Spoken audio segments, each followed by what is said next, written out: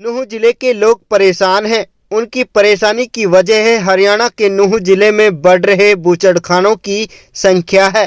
जिले के चर्चित समाजसेवी संगठन मेवात विकास सभा ने जिले में बढ़ रहे बूचड़खानों पर रोक लगाने के लिए उपायुक्त धीरेन्द्र खटखटा को ज्ञापन सौंपा है।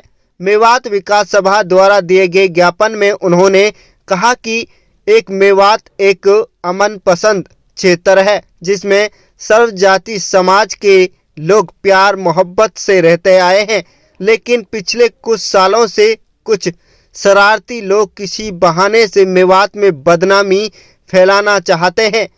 उसमें पशु तस्करी भी एक बड़ी वजह है, क्योंकि पहले भी पशुओं की तस्करी को लेकर क्षेत्र में तनाव बढ़ चुका है। मेवात क्षेत्र में खासकर फिरोजपुर झिरका विधानसभा क्षेत्र में किसी विशेष प्रभाव में दर्जन भर बूचड़खाने खोले गए हैं और कुछ अभी भी प्रस्तावित हैं। उनकी प्रक्रिया पाइपलाइन में है। उन्होंने कहा कि बूचड़खानों में लोग दूसरे पशुओं के साथ साथ गाय काटने का काम कर सकते हैं, जैसे पहले भी शिकायत मिलती रही है, और बदबू जहरीली फिजा से लोगों के स्वास्थ्य पर भी बुरा प्रभाव पड़ता है। मेवात विकास सभा ने कहा कि हमें बूचड़खाने नहीं, शिक्षा और सुरक्षा चाहिए। हमें कत्ल खाने नहीं, अस्पताल यूनिवर्सिटी चाहिए। हमें स्लॉटर हाउस नहीं, किसान और किसानी चाहिए।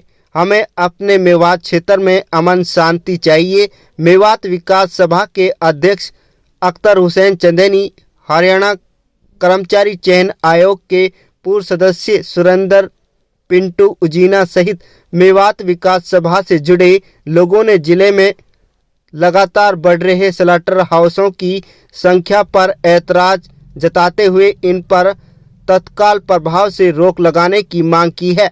सोशल मीडिया पर भी बूचड़खानों पर रोक लगाने के लिए एक ट्रेंड चला हुआ है।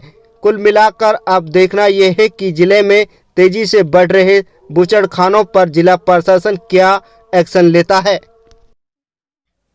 क्या नाम है जी आपका? अख्तर हुसैन। सर, आज किसके मार्फत किसको ज्ञापन भेजा जा रहा है और ज्ञापन में क्या है? असल में हम सोचने के लिए मजबूर हो गए। ज्ञापन आज तो हम ज्ञापन दे रहे हैं, कल को हम जो है ना भूख हड़ताल भी करेंगे और स्ट्राइक भी करेंगे, रोड जाम भी करेंगे।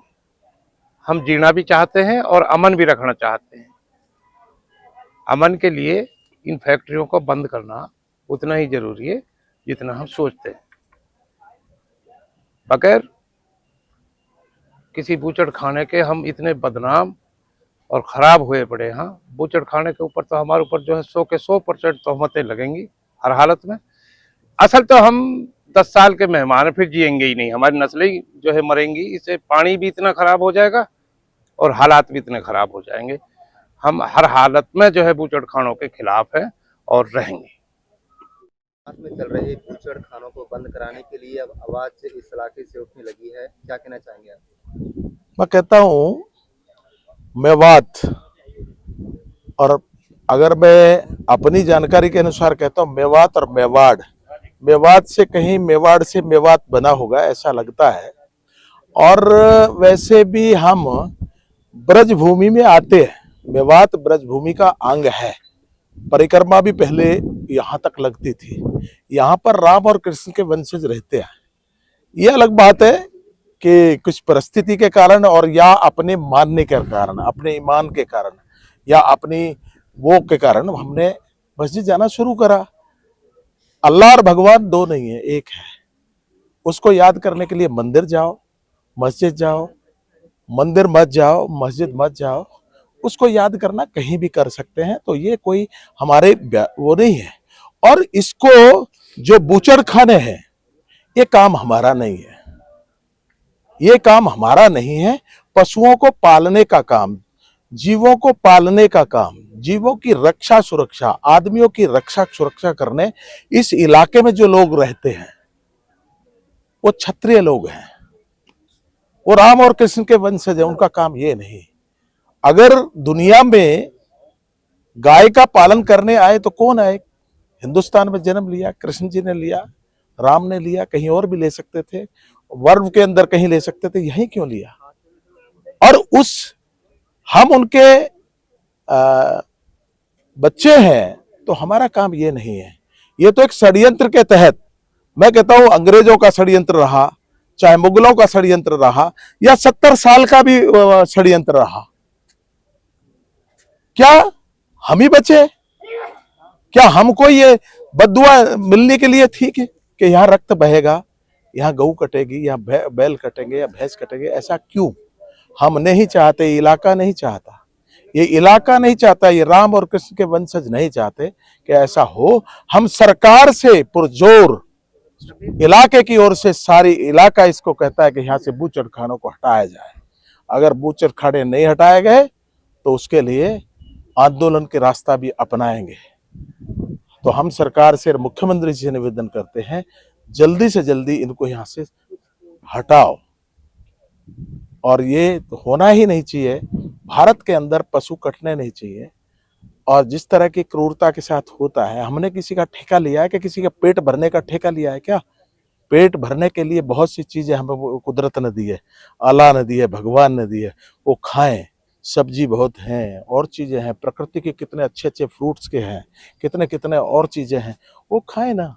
दूध, दही, घी, ये चीज खाएं। तो हमको बदनाम करने का, एक मेवात को बदनाम करने का एक षड्यंत्र है। और बदनाम की लाइन में ही जो हुआ, 92 में एक कांड हुआ, 30 साल लग गए एक सामान्य होने में। फिर एक 6 कांड हुआ 31 तारीख को, फिर एक लंबा, कितना समय लगेगा? कब तक इस तरह से चलेगा? इस व्यवस्था को बदलना चाहिए। चंद लोग अपने फायदों के लिए इस तरह के षड्यंत्र कराते हैं जो नहीं होने चाहिए। और उनको भी समझ आनी चाहिए, राजनीति 2 तरीके से होती है, एक जोड़कर होती है, एक तोड़कर होती है। जोड़ करके भी राजनीति की जा सकती है, तोड़ करके भी की जा सकती है। मैं उन राजनेताओं से भी कह देना चाहता हूं कि जोड़कर राजनीति करिए, तो ये सबका भला हो जाएगा, इस इलाके का भला हो जाएगा, और इस इलाके को आगे बढ़ाएं, इस राष्ट्र को आगे बढ़ाएं। ये जगत गुरु था, जगत गुरु है, जगत गुरु रहेगा इसके लिए। और ये उधर चल दिया, अब जो इसमें कहते हैं बहती गंगा में हाथ धो लो, काम तो होगा, लेकिन जो रह जाएगा वो रह जाएगा, वो दुर्भाग्यशाली होगा। इस अभियान में आगे बढ़कर जितना आप भाग ले लेंगे उतना ही आपको पुण्य मिलेगा। जय हिंद, जय भारत।